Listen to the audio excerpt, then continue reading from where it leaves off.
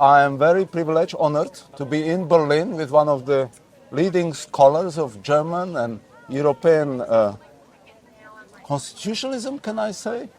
Professor Alexander Thiele. Professor Thiele is a professor for public law, especially constitutional and European law at the Faculty of Law of the BSP Business and Law School here in Berlin.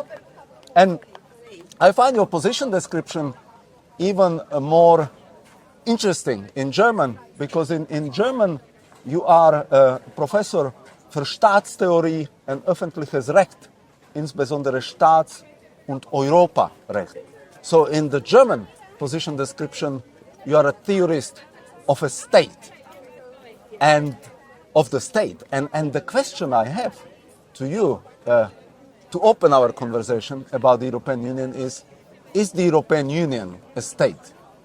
Well, first of all, thank you very much that you have invited me to be part of this interesting format. I'm very happy to be now even seen in Hong Kong, which makes me very proud, to be honest. And we're sitting here, of course, in Berlin, next to the Brandenburg Gate, one of the most renowned public spaces in Berlin, on a fantastic sunny day. And so I'm very honored, Stefan, to be here with you to talk about the European Union. And in my opinion, the European Union is not yet a state, and I don't think that it actually should ever become a state. It's a unique political order. As legal scholars, we usually speak of something being sui generis, yes. Something different, something third, something unknown. It's not yet a state because it has no constitutional autonomy. It has no constitution, in my perspective. It has treaties, but the member states remain the masters of the treaties, as we call them. They are the ones that determine what is actually put into these treaties, and no amendment is possible against the will of any of the member states. So I believe that the European Union is not a state. It's a unique political order, an important political order, sure, a very prominent political order when you live in one of these member states, but it's not yet a state. Only the member states are classical states. You have just finished writing a book about defekte Visionen von Europa. So we can say faulty visions. Visions of Europe. Of Europe. So what you just said is not necessarily in line with what the Prime Minister of Germany, Olaf Scholz, believes Europe ought to become, or what the German President Emmanuel Macron believes about the EU. Sorry, the French President Emmanuel Macron believes the EU should become. Would you mind introducing our students very briefly to these visions and why you find them faulty? Yes, I'm very happy to do so, actually, because there has been an ongoing discussion, of course, a debate on finality, to be quite honest. What should become of the European Union? What way to go with the European Union? And the only thing that is sort of commonly agreed upon is it can't stay as it is. But it has to change. It has to move on. The treaties themselves speak of the European Union being a political order that needs to progress. Yeah?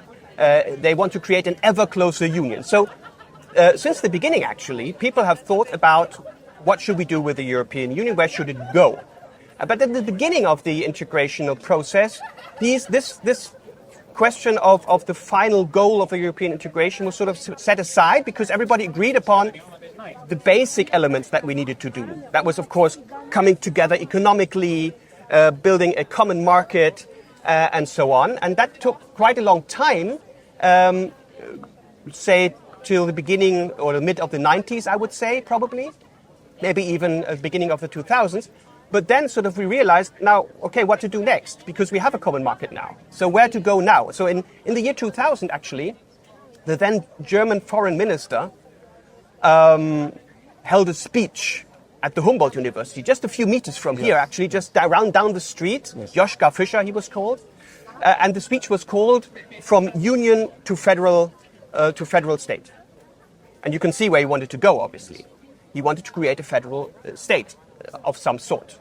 And I looked at this speech just recently when I thought about writing this book and said, okay, what were his thoughts? And what I realized was that he was speaking about a federal state, but never answered the question why he actually wanted to found one.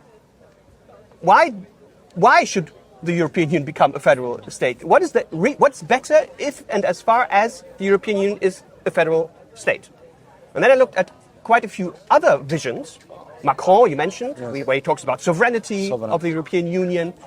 We have the European Commission that actually is pretty open to the future of the European Union, actually proposes 4 or 5 different possible paths the European Union could go down. And I realized that all these visions actually lack the fundamental question, or the answer to the fundamental question rather, why? Why do we actually have to change anything? And I believe that the reason for this is that the European Union was founded as a union of law. That's what we always talk about in German constitution or in European law lectures. Rechtsgemeinschaft, the community of law.